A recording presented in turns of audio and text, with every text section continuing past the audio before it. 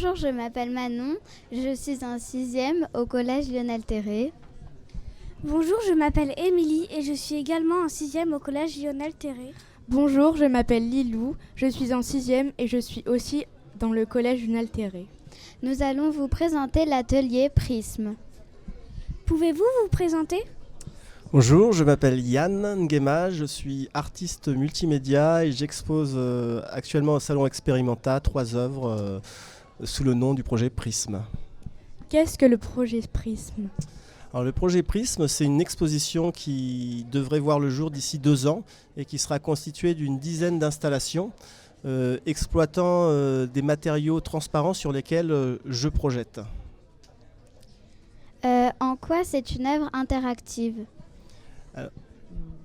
Parce que le public a la possibilité de toucher les objets ou les capteurs pour changer le scénario ou jouer avec les images qui sont projetées.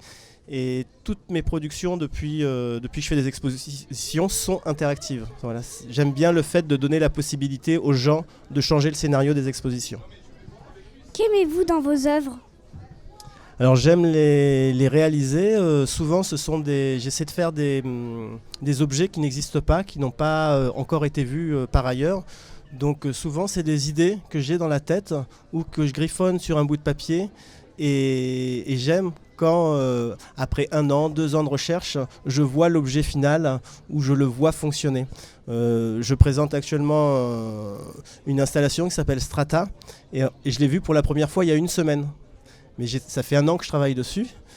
Donc voilà, quand on voit aboutir un projet, qu'on le voit vraiment de ses propres yeux, qu'on voit ce qui se passe, que ça donne, comment la lumière circule, c'est assez magique. Donc c'est vraiment ça que j'aime dans ce métier, parce qu'on avance un petit peu dans le noir, on imagine des choses, et quand on les voit se concrétiser, c'est plus qu'agréable. Pourquoi avez nommé votre œuvre Prisme ?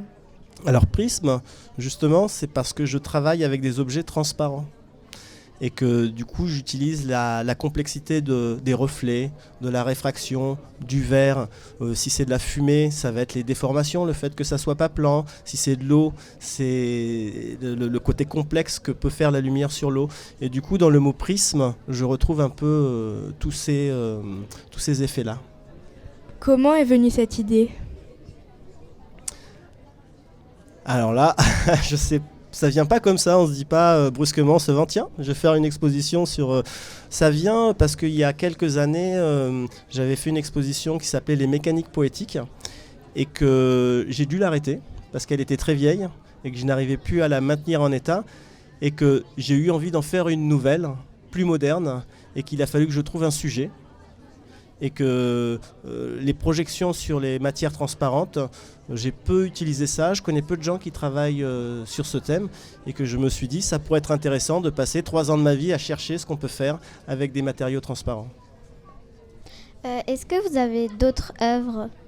Alors je parlais de ma précédente exposition qui s'appelait Les mécaniques poétiques, qui était un parc d'objets aussi interactifs réalisé avec des vieilles machines, des machines à coudre Singer, des cages, des flacons, et tout était interactif. Et par exemple, les flacons, quand on les ouvrait, il y avait de la musique et de la lumière qui sortaient du flacon. Il y avait une cage, on pouvait caresser les barreaux, ça jouait de la musique comme une harpe. Il y avait une machine à coudre, quand on pédalait, ça faisait comme une boîte à musique qu'on tourne. Donc c'était tout un parc d'objets avec un côté très très ancien, comme si ça avait appartenu à nos grands-parents, mais avec beaucoup de technologie embarquée à l'intérieur. Depuis combien de temps avez-vous vos œuvres ? Alors l'exposition Les mécaniques poétiques, elle a 10 ans maintenant. C'est une exposition qui ne tourne plus parce que tout est tombé en panne.